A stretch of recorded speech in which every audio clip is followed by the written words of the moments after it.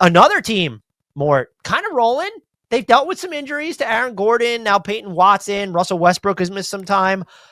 Denver Nuggets, I don't know, Yep. is it quietly? They're third in the West as we record this. Are they Yes. a contender or pretender? They're a contender. I thought people panicked about them way too soon, and I was not one of those people who were as, let's paint the devil on the wall here. During the offseason when they lost KCP, like don't get me wrong, I fully acknowledge like the process of it all was very faulty, but they still have Nikola Jokic, the best player in freaking basketball. Michael Porter Jr. has somehow found a way to be healthy. I know he's got a hamstring right now, but like, knock on wood, like he only missed one game last year. He's missed one game so far this season. Like those are tremendous, assets in a way. Like, because for him not to miss games like he did early on in his career, that's one thing. Aaron Gordon has not played to the extent that he's used to. I think that's he's still on a minute cap too, right? Yes.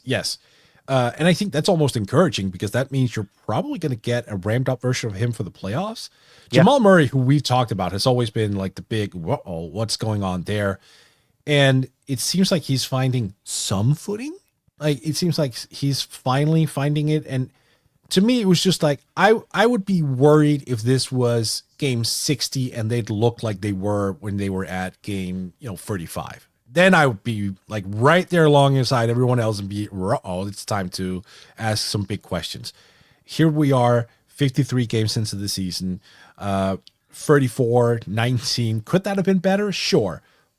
But listen, all things considered, lineup changes, core guys going elsewhere, this is fine. I trust them. They have Nikola Jokic in a setting, in a playoffs where they go up against the same team at least 4 times.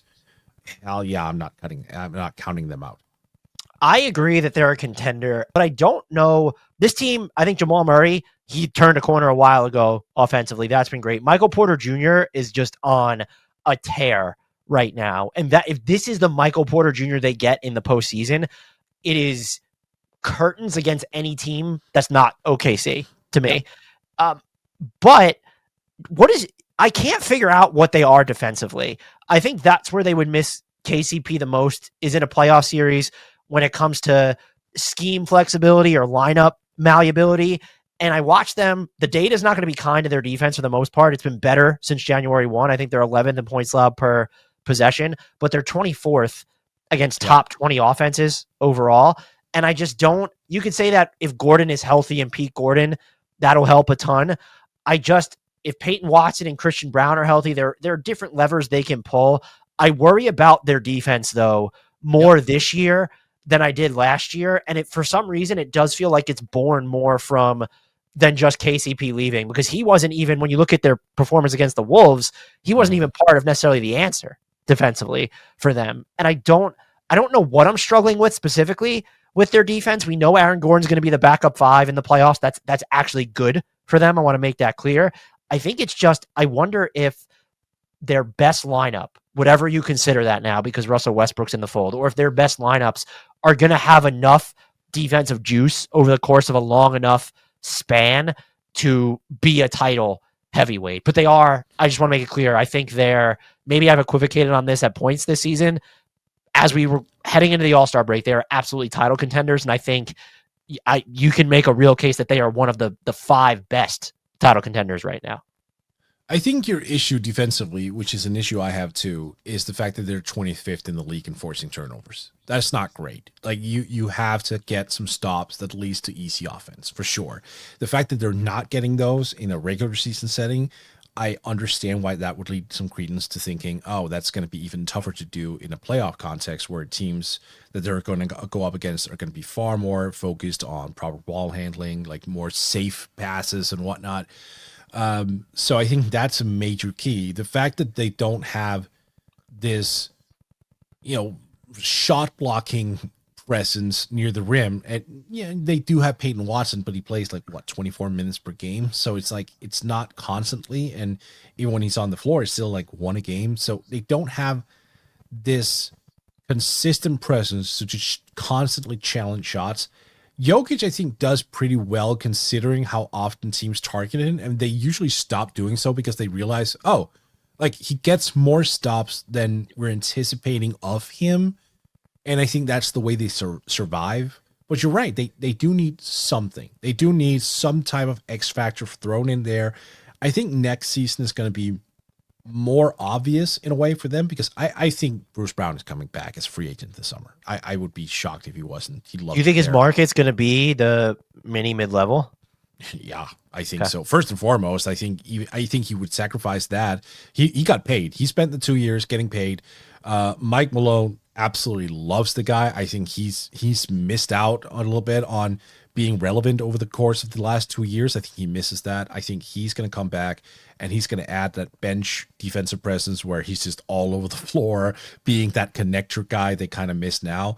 But that's a year from now.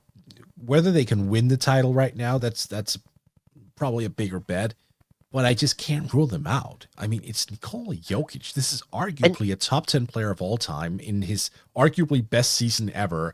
And we're sitting here talking about whether they're a contender or not. I just can't with a straight face say that. Well, we equivocated on the Bucks, and they have Giannis. So exactly. There's a path to them not being. But I would ask this, because there's an alternative in the East. When it's the West, aside from OKC, like, which team do you trust more to win the title than Denver? Yeah, no one. Yep. And that's, I mean, like, when you have the best player in the world and that can be the answer, then yeah, that certainly matters. Right. I do think that answer changes though next year as well, even if you do get Bruce Brown onto the Nuggets, because there are a couple teams that are coming. Like the Rockets next year could be dangerous as hell if they make the same sort of internal leap next year.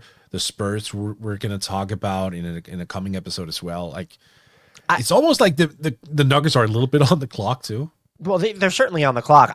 You know what's tough with this team too is that you say like Bruce Brown could like make a big difference for them, and I guess I don't disagree.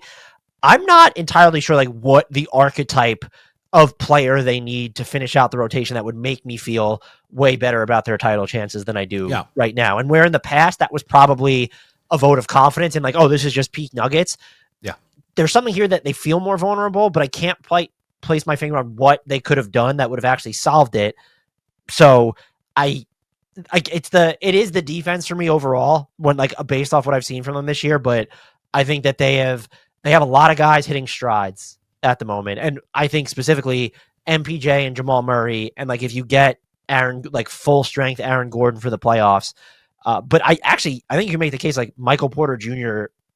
is probably the single most important swing factor when it comes to the championship race, or at least for these Nuggets, and the way that he's been playing is incredible for them.